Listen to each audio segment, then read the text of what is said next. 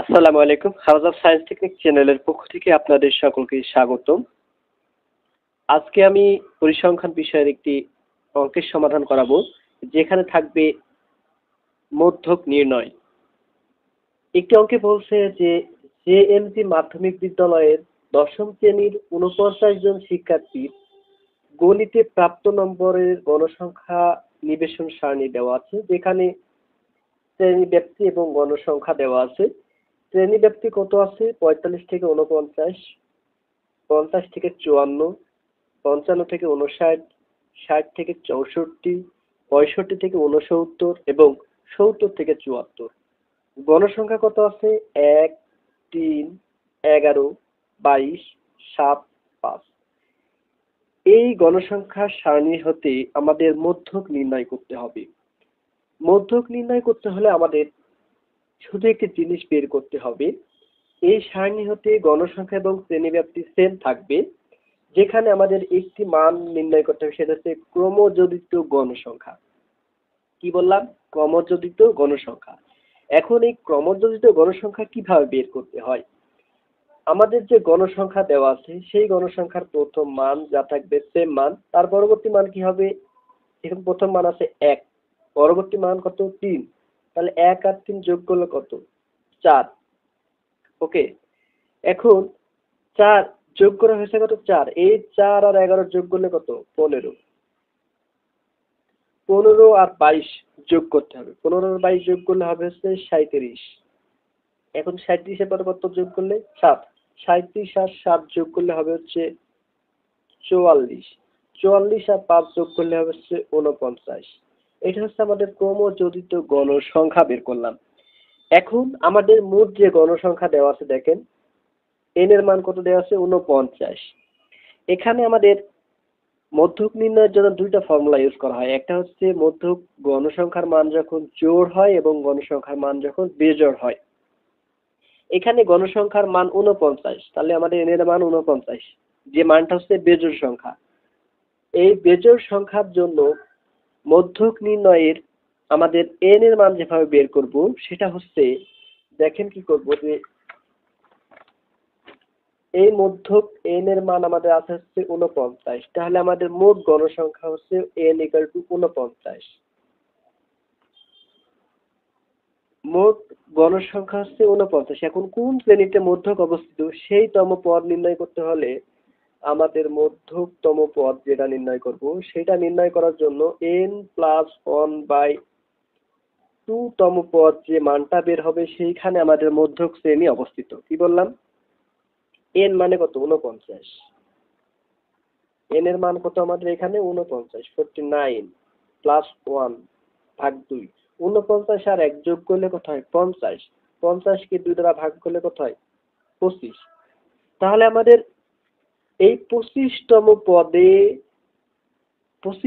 পদে আমাদের যে মান আছে, সেখানে মধ্যক শ্রেণী অবস্থিত। তাহলে 25তম মান আমাদের এখানে কোথায় আছে দেখেন। 25তম মান যদি বের করতে হয়, তাহলে আমাদের যোগ করেন। তাহলে যোগ করলে কত হয়? ১, গণসংখ্যা যোগ করেন, ১ আর ৩ ৪, ৪ আর ১১ কত? ১৫। ১৫ আর ২২, এইখানে কি আমাদের ২৫ যোগ করলে এখানে আমাদের একটা 25তম মান আসে। তার মানে এই ২২ যে ঘর, ২২-এর যে গণসংখ্যা, এখানে আমাদের মধ্যক শ্রেণী অবস্থিত। মধ্যক শ্রেণী কোথায় হবে? এই যে আমাদের যে শ্রেণী ব্যাপ্তি আছে ৬০ থেকে ৬৪, এই ৬০ থেকে ৬৪-র মধ্যে আমাদের মধ্যক অবস্থিত। মধ্যক শ্রেণী ৬০ থেকে ৬৪-র মধ্যে। ঠিক আছে, আমরা এখানে তাহলে আমার মধ্যক শ্রেণী হচ্ছে ৬০ থেকে ৬৪-র মধ্যে। আমরা এটা এখানে লিখবো না, আমরা দেখাইলাম আর কি। আমরা এখানে মধ্যক শ্রেণী যেহেতু পেয়েছি, এখন আমাদের যে মধ্যক নির্ণয়ের ফর্মুলা আছে, সেটা আমরা জানি কি? দেখেন, আমরা জানি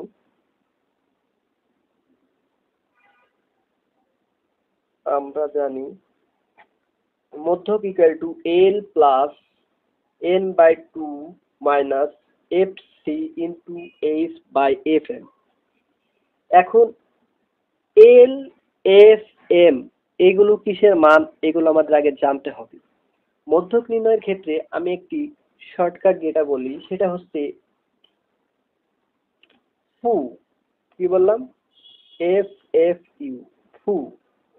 এটা কেন বলছি যে এফ এফ ইউ ফু, তার মানে কি ফন্ট ফন্ট আপ, কি বললাম ফন্ট ফন্ট আপ। এখন দেখেন এল এর মান হচ্ছে যেখানে মধ্যক শ্রেণী পেয়েছি, যেখানে মধ্যক শ্রেণী পেয়েছি সেই মধ্যক শ্রেণীর নিম্নমান, কি বললাম এল এর মান হচ্ছে যেখানে মধ্যক শ্রেণী পেয়েছি সেইখানকার নিম্নমান এল।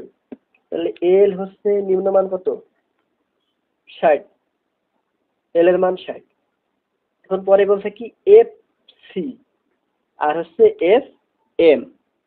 এখন এফ এম বলতে বলছি F M font font up, এটা হচ্ছে এফ এম, এটা হচ্ছে এল, আর এটা হচ্ছে এফ সি।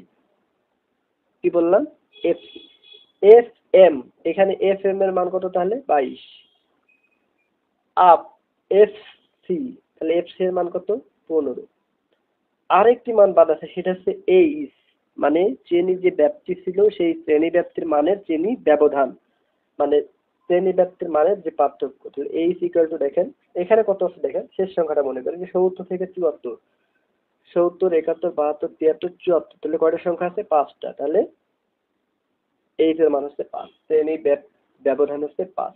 এখন আমরা এই মানগুলো এই সূত্রে বসাই দিলে আমাদের অঙ্কের সমাধান হয়ে যাবে। তাহলে দেখেন এল এর মান কত পেয়েছি 60 প্লাস এন এর যে মান পেয়েছিলাম সেটা আমাদের মোট গণসংখ্যা ছিল, সেটা হচ্ছে 49 49 ভাগ 2 minus F C, F C এর মান কত পেয়েছি 15 ইনটু এইচ এর মান কত পেয়েছি শ্রেণী ব্যবধান 5, এফ এম কত 22। এখন আমরা এটা ক্যালকুলেশন করলে আমরা মধ্যক পেয়ে যাব। তাহলে দেখেন 60 প্লাস এই দুটো লসাগু করলে হয় হচ্ছে 2, তাহলে 49 মাইনাস 15 দুগুণে 30 ইনটু 5 ভাগ 2, ঠিক আছে। এখন দেখেন 60 প্লাস এইটাকে যদি 49 থেকে 30 বাদ দিলে হয়েছে 19, 19 কে যদি আমরা 2 দিয়ে ভাগ করি তাহলে হচ্ছে 9.5 ইনটু 5 ডিভাইডেড 22। এখন দেখেন কত হয় 60 প্লাস 9.5 আর 5 গুণ করলে যেটা হবে তাকে হচ্ছে আমরা 22 দ্বারা ভাগ করবো, তাহলে ভাগ করলে আমরা মোটে পাবো হচ্ছে 2.1591। এখন 60 এর সাথে আমরা যদি এই টোটালি এটা যোগ করি তাহলে কত আসে দেখেন 60 আর 2 হচ্ছে 62.1591 প্রায়, এটা হচ্ছে আমাদের আনসার। ওকে, তাহলে আমরা মধ্যক নির্ণয়ের জন্য আমাদের যে যে মানগুলো দরকার সেটা আমাদের টোটালি খেয়াল রাখা লাগবে। যে এল, এই যে আমাদের সূত্র মধ্যক নির্ণয় হচ্ছে L plus N by 2 minus F C into H by F M. আমাদের যে শর্টকাট বলছিলাম সেটা হচ্ছে এফ এফ ইউ ফু, ফন্ট ফন্ট আপ। ফন্ট মানে এল এর মান, প্রথম যে ফন্ট সেটা হচ্ছে এল এর মান, মধ্যক শ্রেণীর নিম্ন মান ফন্ট, পরবর্তী যে ফন্ট সেটা হচ্ছে এফ এম মিডিল, আপ মানে এই যেখানে মধ্যক মানে যে মধ্যক পেয়েছিলাম, যে সূত্রের যে মধ্যক পাইলাম এই মধ্যকের উপরের মান, ক্রমযুক্ত গণসংখ্যা যে থাকবে এই মধ্যক যে বরাবর আসছে তার উপরের মান, কোন মান সেটা ক্রমযুক্ত গণসংখ্যা। এটা হচ্ছে আমাদের মধ্যক নির্ণয়ের শর্টকাট ফর্মুলা।